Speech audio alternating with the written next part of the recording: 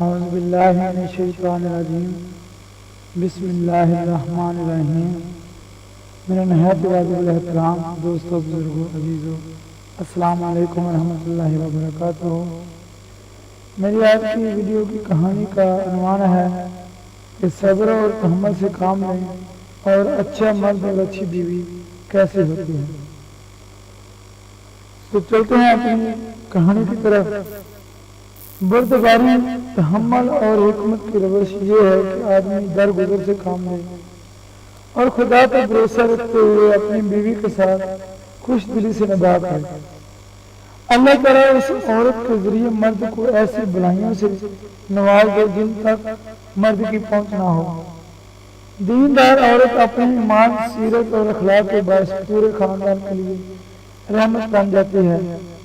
اس کی ذات سے کوئی ایسی سعید روح وجود میں آ سکتی ہے جو ایک عالم کے لیے مشعل راہ اور اچھی اور نیک خوب بیوی مرد کی اصلاح حال کے لیے ایک مؤثر ذریعہ ہے۔ بیوی خاوند کو جنت سے قریب کر دیتی ہے۔ اس کی قسمت سے دنیا میں خدا مرد کو رزق اور خوشحالی سے نوازتا ہے۔ اور ان کی کسی ذاتی عیب کو دیکھ کر بے صبری کے ساتھ ازدواجی تعلق کو برباد نہ کیجیے، بلکہ حکیمانہ طرز عمل سے آہستہ آہستہ گھر کی مقدر فضا کو زیادہ سے زیادہ خوشگوار بنائیے۔ رسول کریم صلی اللہ علیہ وسلم کا ارشاد ہے کہ اگر کسی شخص کی 2 بیویاں ہیں اور اس نے ان کے ساتھ انصاف اور برابری کا سلوک نہ کیا تو قیامت کے روز وہ اس حال میں آئے گا اس کا آدھا در گر گیا ہو۔ خوش خلقی اور نرم مزاجی کو پرکھنے اور اصل میدان گھریلو زندگی ہے۔ گھر والوں سے ہر وقت واسطہ رہتا ہے اور گھر کی بے تکلف زندگی میں مزاج اور اخلاق کا ہر رخ سامنے آ جاتا ہے۔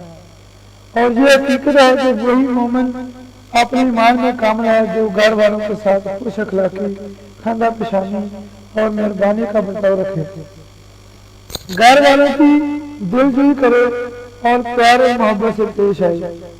باب حج کے موقع پر حضرت صفیہ رضی اللہ تعالیٰ عنہ کا اونٹ بیٹھ گیا اور وہ سب سے پیچھے رہ گئے۔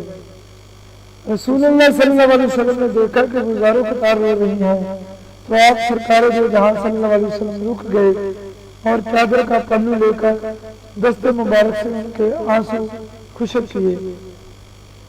دوستو یاد رکھیں، نمبر 1 کہ اپنی بیوی سے حسن سلوک کیجیے، اس کی غلطی کو نظر انداز کریں، اللہ تعالیٰ کرم فرمائے گا۔